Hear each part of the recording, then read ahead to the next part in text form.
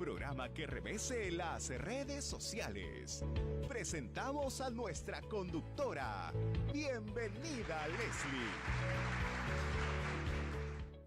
Muy buenas noches, estamos en un enlace en vivo vía Zoom con el doctor Marco Tulio Gutiérrez. Él es un destacado abogado, ex postulante al decanato del Colegio de Abogados de Lima y conocido también como el tema de la revocatoria en el Perú. Muy buenas noches, doctor Marco Tulio Gutiérrez, bienvenido al programa Entérate con Leslie. ¿Qué tal, Leslie? Un placer estar en su programa. Usted ha hecho mención a un tema, el tema de la revocatoria. Se supone que el 1 de junio ya se inicia la posibilidad de que la gente pueda ejercer su derecho, pero yo creo que vamos a tener que proponerle modificaciones a esta ley, porque un poco difícil en esta situación de falta de movilidad, de movilización social, que la gente pueda reunir las firmas. Más bien deberá la ley para que a través de algún sistema virtual, cosa que sería novedoso, ¿no? La gente pueda inscribirse, registrar su nombre y su decisión si apoya o no apoya la realización de una revocatoria. Si no, vamos a tener un serio problema, que vamos a tener ya el 1 de junio de que los que quieran adquirir sus planillones lo hagan, pero luego van a tener el problema de cómo sacan las firmas en una situación de aislamiento, pues la que debe haber, o de distanciamiento social. Eso va a tener que realmente reformularse, repensarse en ese sentido, porque es imposible, materialmente imposible que esto se dé, ¿no? Por el momento. Doctor Marco Tulio Gutiérrez, nosotros estamos continuando en el programa Entérate con Leslie con la segunda parte de la discusión jurídica constitucional respecto al tema de la inmunidad parlamentaria, y también vamos a tratar muy brevemente lo que va a ser la presentación del gabinete, que es mañana jueves 28 de mayo, ¿no?, ante el Parlamento. Vamos a empezar por lo que es un poco más rápido, que es la presentación del gabinete. Aquí también ha suscitado una discusión jurídica en el sentido de que si el gabinete Vicente Ceballos se presenta ante el Parlamento al amparo del artículo 130 y 135 o solamente el artículo 135. En realidad, la respuesta que da el Premier al Parlamento es que se presenta en base al artículo 135, es decir, para informar respecto de lo que ha sido su gestión en el interregno parlamentario. ¿Qué opinión le merece, ya que estamos a 24 horas de la presentación del gabinete ante el Parlamento? En realidad se trata de dos situaciones totalmente diferentes. Puede ser el mismo gabinete, sin lugar a dudas, como está ocurriendo en este caso, que tiene que cumplir con dos formalidades. La primera, informar qué se ha hecho durante el interregno parlamentario, qué es lo que el gobierno ha hecho, qué decretos ha emitido, es decir, dar un informe técnico-político de lo que ha ocurrido en ese periodo y someterse a la decisión del Congreso. Y lo otro, que es lo que tiene que ver de aquí para adelante. Yo entiendo de lo que he podido traducir de la versión del presidente del Consejo de Ministros, de que en realidad serían dos caras de una misma moneda, ¿no? Con un lado vemos qué es lo que se ha hecho en estos meses en que ha estado el país sin un Congreso elegido, y lo otro es qué es lo que se va a hacer. Pero repito, son dos situaciones diferentes, y yo pienso que en realidad lo primero que tiene que hacer el Congreso es resolver el tema de lo que ha sido el interregno parlamentario, es decir, se ha excedido el gobierno en sus facultades que la Constitución le señala. Es una discusión teórico-constitucional. Y luego lo otro es, ¿cuál es la política de aquí para adelante? Porque en realidad es un gabinete que no ha sido investido formalmente, con los cánones que señala la política nacional, ¿no? Que es de que tenga un voto de investidura, un voto de confianza. A ver, ahí justamente, doctor Marco Tulio Gutiérrez, nosotros hemos llamado en la práctica un voto de investidura, pero en realidad la Constitución no habla del voto de investidura. Lo que habla es una petición de cuestión de confianza al amparo del artículo 130, o sea, el voto de confianza al gabinete que comienza, ¿no?, ejerciendo funciones y explicando una política general de su gobierno. Entonces, y eso está relacionado con el artículo 130. Ahora, Para usted, doctor Marco Tulio Gutiérrez, ¿el Premier tiene que hacer una exposición de su política general de gobierno como manda el artículo 130? Bueno, debe hacerlo. Bueno, es que lo primero es lo primero. Lo primero es hay que terminar de cerrar el caso de del cierre del Congreso. La consecuencia es que el Poder Ejecutivo ha gobernado a través de legislación especial. Y eso, lógicamente, ya se envió al Congreso, ya las comisiones deben estar trabajando, me imagino, evaluando Además, lo estaba haciendo. Recordemos de que antes de irse, la Comisión Permanente mención de que habían evaluado el 99% de los decretos. Obviamente no lo hicieron aquellos que salieron la última semana en que funcionó la Comisión Permanente. Perfecto. Por lo tanto, al Congreso con ese insumo, y lo que el presidente del Congreso diga en el Parlamento el día de mañana, jueves, entonces ahí queda resuelto un caso.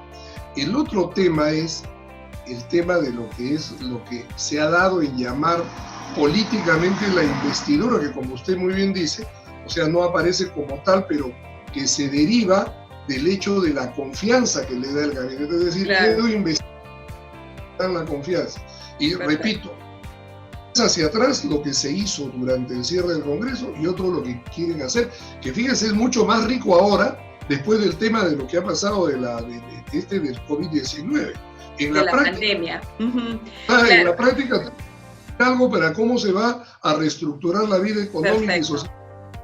Ya, entonces, doctor, estamos llegando al acuerdo de que el Premier tiene que presentarse en virtud de ambos artículos, o sea, el 135 para cerrar todo lo que respecta al interregno parlamentario, cerrar el capítulo de lo que fue la disolución del Congreso, que eso ya está jurídicamente cerrado, pero tenemos un periodo de interregno parlamentario que se necesita dar cuenta al Parlamento, y luego exponer su política general de gobierno, ¿no?, que incluye ya lo que se vive actualmente como la pandemia suscitada por el COVID-19. Entonces ahí entra realmente concordante ambos artículos, o sea, no es que el Premier diga yo solamente voy al Parlamento a explicar lo del interregno parlamentario y se acabó el tema, ¿no? O sea, no es así, no es esa la perspectiva que debe tener un Premier, ¿no? La cosa es clarísima, son dos situaciones diferentes. Una regula el tema del post-cierre del Congreso y reapertura del mismo, y lo otro es lo que es un nuevo gabinete que vigente, tiene que va a ser, ¿no? Vigente a la fecha, y que está trabajando ya 7 meses, ¿no? Está trabajando ya 7 meses.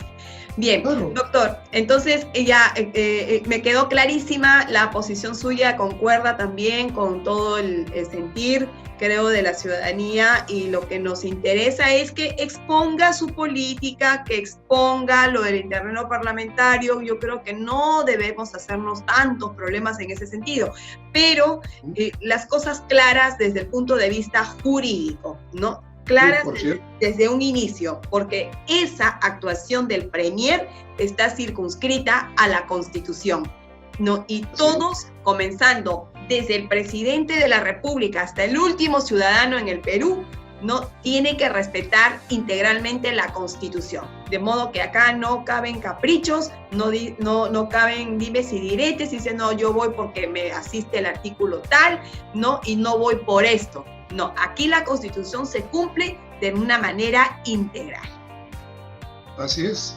Y ese es un tema bien interesante, porque así como hay esta discusión, hace unos días estaba en una reunión así de estas no presenciales, estas virtuales, discutiendo sobre un tema que hay, por ejemplo, a nivel de los gobiernos municipales.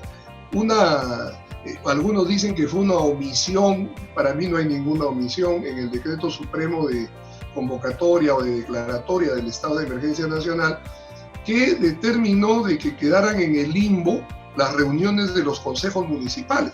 Algunos consejos municipales han funcionado, otros no han funcionado, y aquí ha venido un tema de interpretación, ¿no?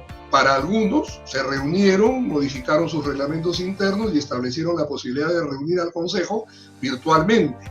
Otros dicen está prohibido el derecho de reunión y por lo tanto el Consejo no podía reunirse. Y ahí hay un terrible equívoco, porque una cosa es que los ciudadanos tengamos limitado nuestro derecho de reunirnos y otra que nuestros gobernantes se puedan reunir para que el gobierno nacional, regional y local siga funcionando. O sea, en la práctica, quienes no se han reunido, consejos regionales o consejos municipales, cometieron un grave error, ¿no? Y en todo caso se pudo hacer una reunión virtual, ¿no? Se pudo hacer a través de una plataforma virtual. Si no se puede hacer presencial, porque es obvio, lo que se quiere es justamente evitar contagios COVID-19, entonces se hace una plataforma virtual, una reunión virtual. Lo que está haciendo el Parlamento lo mismo. Usted ha dicho exactamente, era un problema sanitario, no un problema de que el órgano funcione, porque en realidad... Claro. El Parlamento va a llevar a cabo la presentación del gabinete de una manera semipresencial, porque están citados los ministros de manera presencial con la junta directiva del Parlamento y todos los demás congresistas a través del pleno virtual, ¿no? Por lo menos hasta donde tenemos la información va a ser así, salvo que de un momento a otro se disponga que todo sea virtual. Eso, virtual o semi-virtual o semipresencial, lo importante es escuchar al Premier, lo importante es escuchar su política general y toda la explicación del interregno parlamentario. Pasamos a otro tema, doctor, y rápidamente para que podamos cerrar este bloque, es con relación a la inmunidad parlamentaria. La Comisión de Constitución la semana pasada ya puso en agenda política nacional este tema. A través de la comisión consultiva de la Comisión de Constitución del Congreso, los juristas Domingo García Belaúnde, César Landa, Víctor García Tomás dieron sus primeras impresiones respecto a este tema. ¿Eliminamos totalmente la inmunidad parlamentaria o la modificamos, doctor Marco Tulio Gutiérrez? Este es un tema que en realidad es una herencia monárquica esta de la inmunidad parlamentaria, ¿no? Sin lugar a dudas. Es como a veces yo digo, es como el indulto, ¿no? O sea, es otra herencia monárquica, ¿no? Porque así es históricamente que la capacidad de los presidentes de indultar. Pero el tema, por ejemplo, en este caso, es que se ha desprestigiado la institución por la evidente demora en tomar las decisiones si se levantaba o no la inmunidad parlamentaria, y esto lamentablemente en el último Congreso pues fue fatal. Es decir, meses, se han ido inclusive sin resolver muchos casos, o sea, y pudieron hacerlo. Lo que pasa es que ha habido pues una suerte de protección mutua de congresistas que ha conveniencia política, ¿no? Yo lo que creo es que conveniencia política. Pues esto, pues este cubileteo, el yo te apoyo y tú votas por mí, el no te levantas. Así es. Entonces, esto ha desprestigiado a la institución. Entonces ahora, lógicamente, no se trata de que porque la institución en su ejercicio de ese desprestigio hay que desaparecerla, hay que mantenerla, pero hay que mantenerla sobre la base de lo que es algo relacionado a que sea rápida la toma de decisiones en este tema. En realidad es un escándalo de que el Poder Judicial pide el levantamiento de la inmunidad parlamentaria de alguien y caiga en el manoseo político de que no se levante la inmunidad, o lo otro, que es que se demoren hasta el infinito. Yo pienso de que una institución que podría ser aplicable en este caso, aunque puede sonarles raro, es el del silencio positivo. Yo siempre he creído que en realidad debemos tener una norma que diga, bueno, si hasta tal plazo no se ha resuelto, se entiende por aprobado y asunto concluido, ¿no? Porque sería esa la única manera de poder ponerle un punto final al tema, ¿no? Como el caso de estas prisiones preventivas que se han hecho pues larguísimas, ¿no? Entonces, para mí debería haber un plazo, de tal manera que si en 100 días, 60 días, 70 días no se resuelve, no se termina la investigación, se da por levantada la inmunidad parlamentaria, y así de sencillo. Bueno, están en la misma línea con los otros entrevistados, justamente han opinado respecto al silencio administrativo positivo, ¿no? Que están en la misma línea. Yo creo que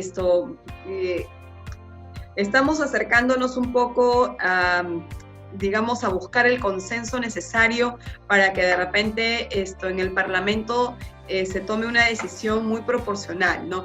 Por un lado, doctor Marco Tulio Gutiérrez, no queremos que la inmunidad parlamentaria sea vista, ¿no?, de una manera tan desprestigiada como lo es ahora, como una sobreprotección para la impunidad.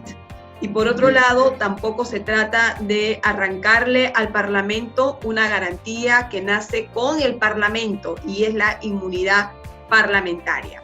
Porque el que un congresista delinca, el que un congresista haya incurrido en un acto delictivo, que no tenga que ver con su función congresal, eso no significa que todos los congresistas sean delincuentes, que todos los congresistas estén en la misma línea, porque esto tampoco sería un criterio de justicia y de proporcionalidad hacerlo.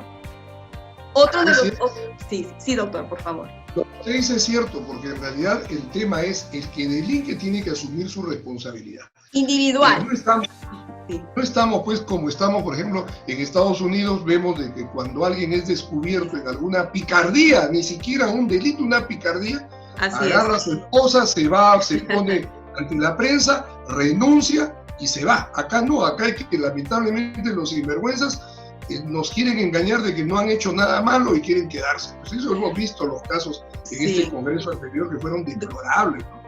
Doctor Marco Tulio Gutiérrez, pregunta final y nos vamos porque tenemos otro bloque que presentar.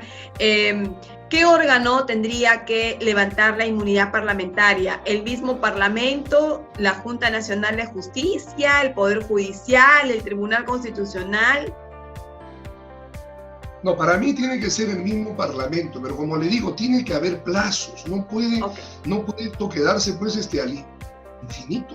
Y la mejor solución es el silencio positivo. Si transcurridos 30 días el Congreso no ha resuelto, automáticamente se entiende que es a disposición de la Corte Suprema el faltoso, ¿no? Así es. Muchísimas gracias, doctor Marco Tulio Gutiérrez, por este enlace con el programa Entérate con Leslie. Me quedó muy clara sus explicaciones. Usted no podía faltar en esta parte de discusión jurídica constitucional y además conociendo su trayectoria constitucional, democrática, administrativa. Yo creo que ha aportado mucho al tema y le agradecemos infinitamente por este contacto que ha tenido con el programa Entérate con Leslie. Ha sido un gusto.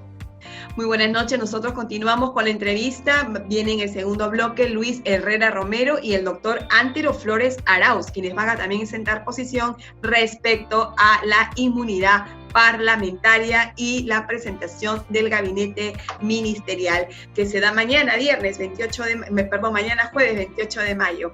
No te pierdas, ¿no? Entra a nuestra nueva plataforma de información www.enterateconleslie.com. Ahí vas a encontrar nuestro diario web, los programas de Entérate con Leslie y además vamos a hacer transmisiones en vivo. Muchísimas gracias. Este cambio se inicia, con este cambio iniciamos, ¿no?, el tercer aniversario del programa Entérate con Leslie. Gracias a ti, gracias a tu sintonía y a tu apoyo. Regresamos tras la pausa comercial.